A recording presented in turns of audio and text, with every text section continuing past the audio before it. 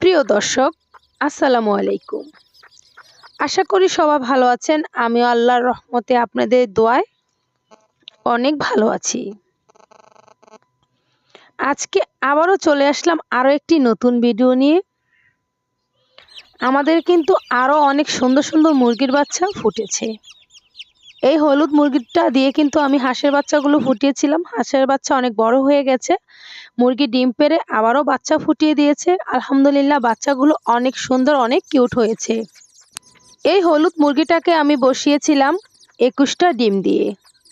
৪টা ডিম নষ্ট হয়ে গেছে আর ১৭টা মুরগির বাচ্চা ফুটেছে। আলহামদুলিল্লাহ, আল্লাহর কাছে অনেক শুকরিয়া। বাচ্চাগুলো কিন্তু সুস্থ আছে।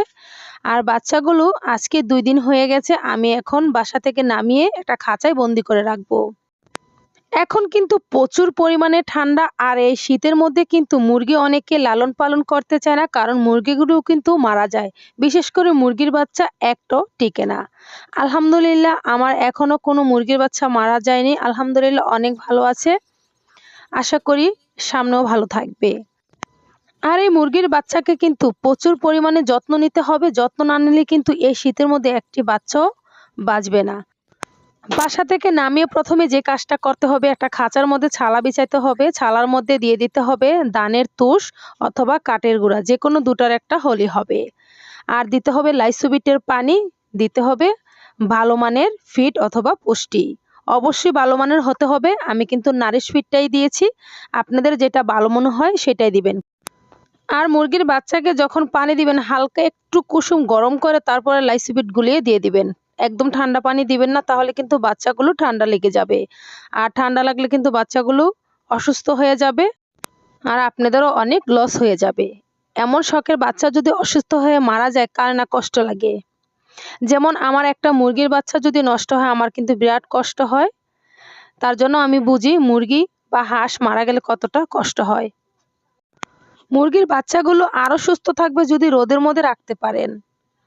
যেখানে রোদ থাকবে সেখানে নিয়ে মুরগি এবং মুরগির বাচ্চাগুলো রেখে দিবেন। মুরগি এবং মুরগির বাচ্চা কিন্তু অনেক সুস্থ থাকবে যদি রোদের মধ্যে রাখতে পারেন। আমি কিন্তু এই বাচ্চাগুলোকে রোদের মধ্যে রাখি, যেখানে রোদ থাকে সেখানে নিয়ে দেই। এতে করে কিন্তু মুরগি এবং মুরগির বাচ্চা অনেক সুস্থ থাকে। আর এই মুরগির বাচ্চাগুলো কিন্তু আরও ৬ দিন আগে ফুটেছে আর এই ভিডিওটা কিন্তু আরও ৬ দিন আগেই করা ছিল। আমি ৬ দিন পরে আপনাদের সাথে ভিডিওটা শেয়ার করলাম। আশা করি এই ভিডিওটা সবার উপকারে আসবে। শীতের মধ্যে কিভাবে মুরগি ভালোভাবে লালন পালন করবেন আর কিভাবে পাললে মুরগির বাচ্চাগুলো থাকবে সুস্থ এবং কি একটা বাচ্চাও মারা যাবে না, সেই বিষয়ে কিন্তু আজকের ভিডিওতে আলোচনা করেছি। আশা করি ভালো লেগেছে। আবার দেখা হবে নতুন কোনো ভিডিওতে।